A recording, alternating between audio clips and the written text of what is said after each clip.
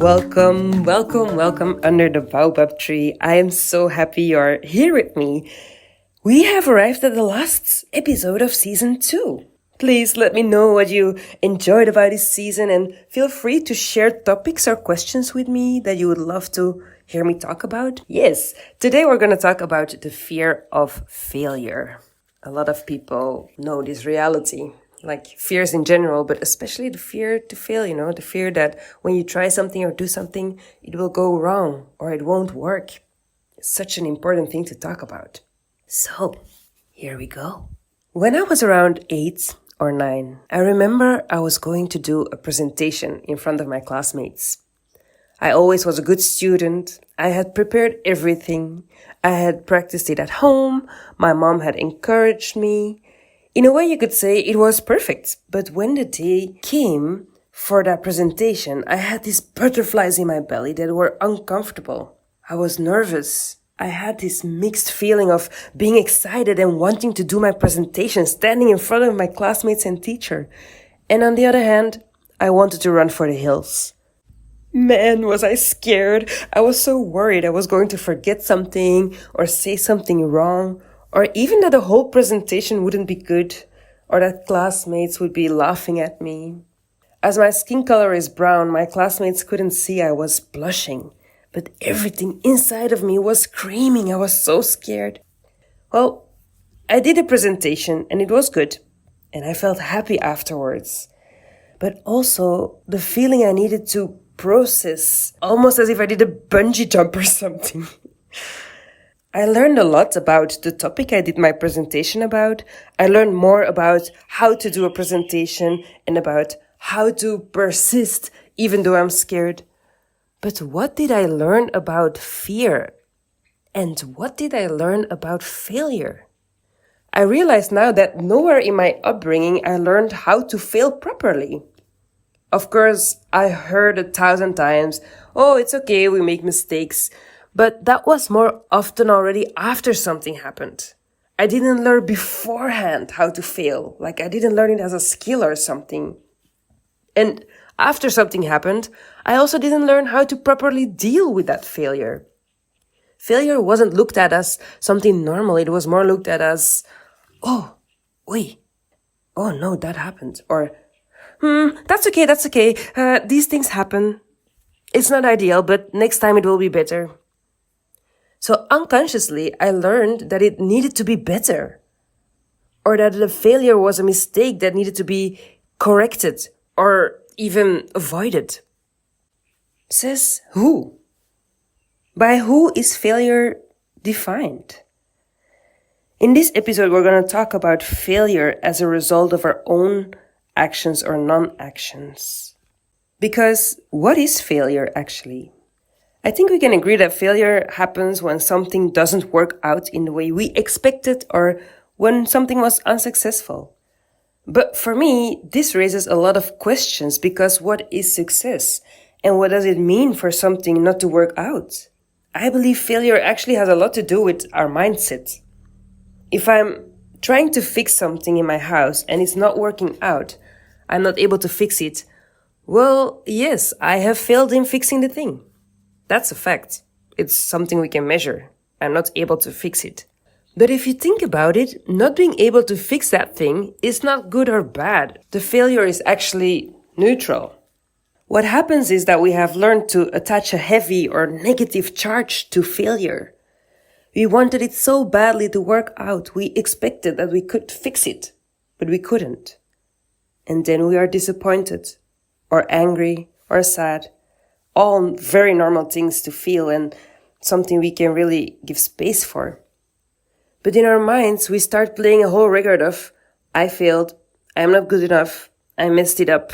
Oh, it's so bad. I wasn't able to fix it. Now look at it. We often take it personal, and sometimes we even start judging ourselves for that failure. But did you know there is a whole other approach to failure? I'm still learning this one myself too, but what if you want to fail because it gives you an opportunity to learn? What if your reaction is, great, I have failed, amazing. What am I learning from this? What is this failure bringing me? Imagine in the example of fixing something in my house, I might realize that I don't know enough yet to be able to fix it. And so I can decide to learn more. Or I can see that I actually don't have the skills, which is fine. Then that means I can ask someone else who has those skills to help. I even might start thinking about, am I using the right tools to fix it? Or is it still worth fixing it? What failure does is giving us feedback or information. It gives us cues that can bring us further forward, even if it is in another direction, even if it doesn't feel forward in the beginning. What I would have loved in school or in my upbringing is that I would have learned the skill of failing. So instead of unconsciously learning how to avoid it, to learn how to look for it and deal with it and sometimes even invite it. Imagine I would have taken on a challenge as a child, something that didn't come naturally but that I really wanted to do. And the teacher would be facilitating the exercise and would say, if you make mistakes, that's great. I want you to tell me what it teaches you and what your conclusion is out of it. Or even if a teacher would say, like, that's the only thing that counts. I want your insight around the failure. Or if I would have had adults around me whose behavior I could observe when they themselves failed. Imagine a parent would say, laughing because they put sugar in the food instead of salt and say, I made a mistake. That's okay. Let's see what we can make out of it. For me, just saying these examples almost feels weird. In a way, it's so foreign. Because how many people do you actually know that react to failure in that way? And how do you react to failure? If we would know that we ourselves and the people around us would react to failure in this way, I truly believe there would be less fear of failure. We have learned to punish ourselves when we fail because we were in a way punished when we failed when we were younger. I would love to invite more softness, curiosity, and lightness around failure. I can imagine you think now, but what about failure in relationships? That's not the same as fixing something in your house or mistaking sugar for salt. No, I agree. Relationships are more challenging because it's not only you and your actions. There is a dynamic with another person. But the same principles apply here. Instead of beating yourself up for a relationship that failed or how you failed in a relationship, look at what it's teaching you. Reflect about yourself and the situation. Where did I fail? Or where did it fail? And how can I correct the situation? Can I apologize? Or can I do something different next time? You might think, well, easier said than done, Amma, all of this. I want to start my own project or business, but I'm scared it will not work out. I'm scared I will fail, that I won't have the money to do it, that people wouldn't support it, or that they would be criticizing it. Yeah, this might be true, but maybe it's not true. It creates realities in your head that aren't necessarily true. And it also creates a lot of what ifs. If you never try, you will never know. So part of that fear to fail is also to just do it, to go for it anyway, to take that fear with you and to see what happens when you go for it. We can't predict everything. We can't control all the outcomes. We can only do our best.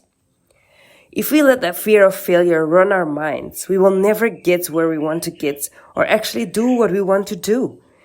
And what about that? Maybe being the failure. Maybe the real failure is holding back or not doing the thing you want out of fear of failure. Are you still following? Maybe the real success is doing the thing you're scared of, trying your best, whatever the outcome. I am so grateful for people or inventors or scientists or writers or singers who failed so many times before they invented or discovered or did the thing they did. Imagine they would have stopped. We wouldn't have Harry Potter books because J.K. Rowling was like 10 times denied by 10 different publishers or something like that. We wouldn't have light bulbs because Thomas Edison needed to try for thousands and thousands and thousands of times before his experiments worked. Like, in a way, going for it is also just trying it, going for the experiment, not being scared of experimenting. Imagine if our ancestors wouldn't have been experimenting with different plants and different herbs, or they would have stopped because it wasn't working out. We wouldn't have delicious recipes right now, or we wouldn't have very powerful medicines. So I'm just so grateful for everyone who is courageous enough to try out, to experiment, and to fail, and to start again, and to fail, and to get up again. At the same time, I really understand it's not that easy to just go for it, and that those blockages can really be big, and that they're really holding you back. So if you're ready to go to the next level, if you really want to work around this, if you're fed up with your fear of failure and you're really like, I want to get to know that fear, I want to work with that fear, I want to walk with that fear, and because of that, I'll be able to go for what I want to do. Well, then Rooted Within is an online experience for you. It's a multiple months journey that I created. And this is actually one of the last moments that you're able to sign up for it, because we're going to start soon. And yeah, it includes different videos, exercises, healing journeys, journaling questions. Phew, it's really so profound. And this is only if you're really fed up of holding back and are ready, so ready to transform your life. You find all the information in the show notes. I can't wait for having you in this journey too. Thank you for being here. Bye bye.